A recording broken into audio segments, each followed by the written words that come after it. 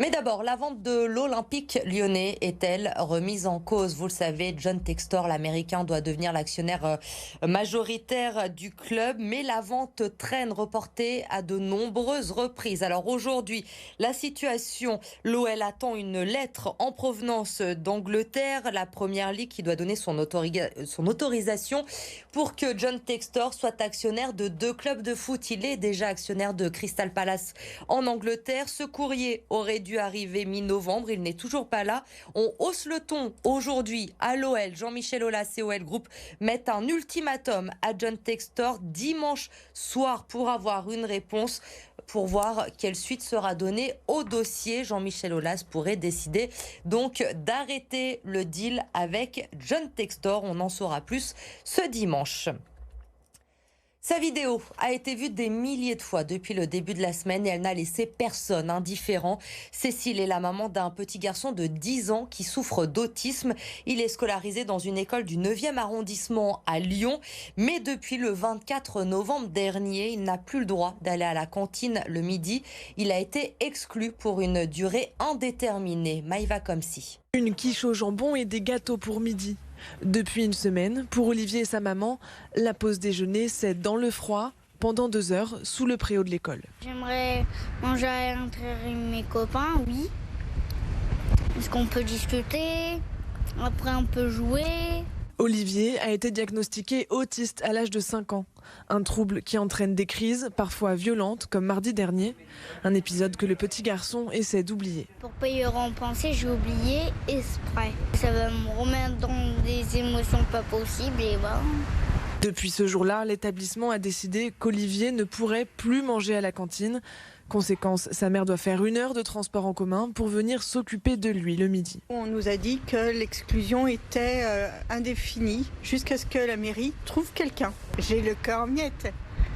On exclut mon enfant qui est porteur de handicap. La loi de 2005 n'est pas respectée. L'inclusion d'enfants porteurs de handicap n'est pas respectée. Normalement, Olivier a le droit à un AESH, accompagnant d'enfants en situation de handicap.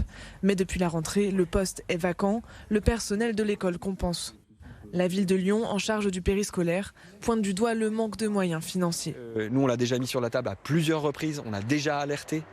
On sait qu'on a besoin d'un investissement beaucoup plus massif, notamment, il faut être clair, de l'État et du gouvernement, si on veut pouvoir offrir aux enfants en situation de handicap des conditions d'inclusion, des conditions d'accueil, bien évidemment à l'école, mais pas que, qui soient satisfaisantes, qui soient dignes. Depuis hier, Olivier et sa maman sont finalement autorisés à manger dans une salle, au chaud mais isolée, une fausse solution pour les associations en soutien de la famille. Le problème est pris dans le mauvais sens. On se dit on peut pas l'accueillir parce qu'on n'a pas assez de personnel ou on n'a pas assez de personnel formé. Faux. La question c'est comment on va l'accueillir et comment on va mettre en place une politique pour former tous nos personnels. Donc on crée les outils, on crée les moyens et on permet à tout le monde d'être accueilli de la même manière au sein de toutes les institutions de la République.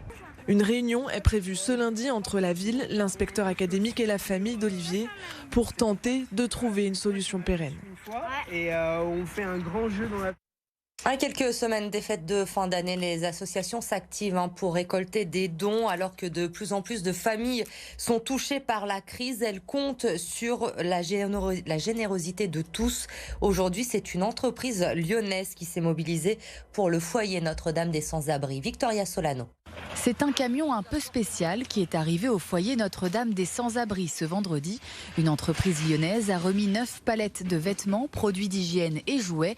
Le tout sera remis aux résidents des centres d'hébergement alors que le nombre de dons est en baisse.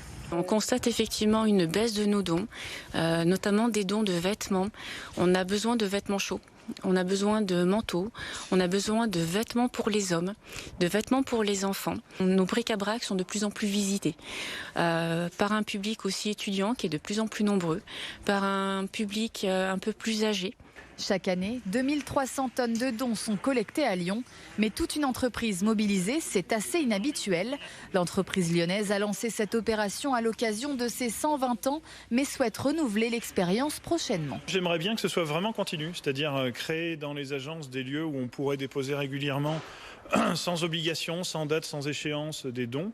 Et comme nos camions sont connectés sur Lyon tous les jours, presque tous les jours on pourrait ramener des dons s'il le fallait. En cette fin d'année, si vous aussi vous voulez faire un don, vous pouvez déposer vos produits dans les différents points de collecte de l'association.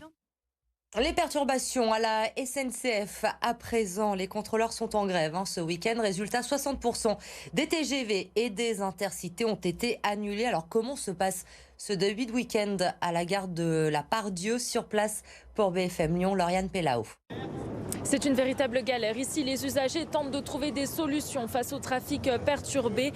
Concernant les TGV Sud-Est qui relient Marseille, Lyon et Paris, seul un train sur 2 fonctionne. Pour les Ouigo, c'est un train sur 4.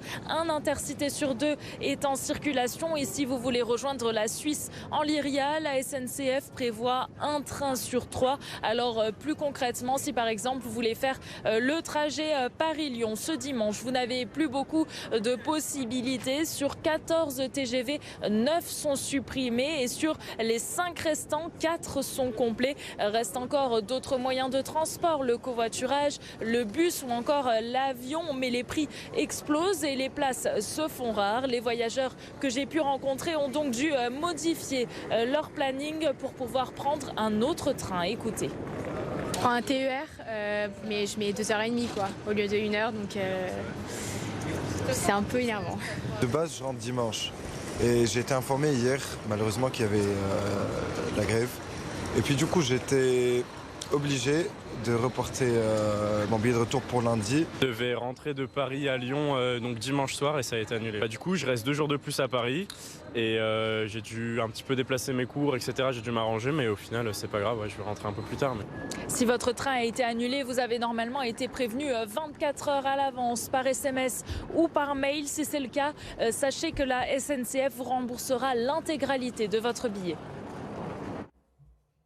La colère gronde à Villeurbanne et c'est assez rare. Après une 5e défaite de rang en Euroleague, les supporters de l'Asvel demandent des réponses et des explications. Nous sommes devenus la risée de l'Europe. En France, l'Asvel ne fait plus peur. Voilà ce qu'ils ont écrit hier après la défaite contre Monaco. Ils souhaitent rencontrer la direction et l'équipe. L'Asvel qui se déplace à Limoges en championnat demain soir. Écoutez ces 2 supporters rencontrés aujourd'hui par Amélie Duchamp. Ça commence à gronder chez nous, je vais pas le mentir. Ça commence à gronder sévère. À un moment, on nous a vendu un top 8 européen, je vais pas le mentir, cette année.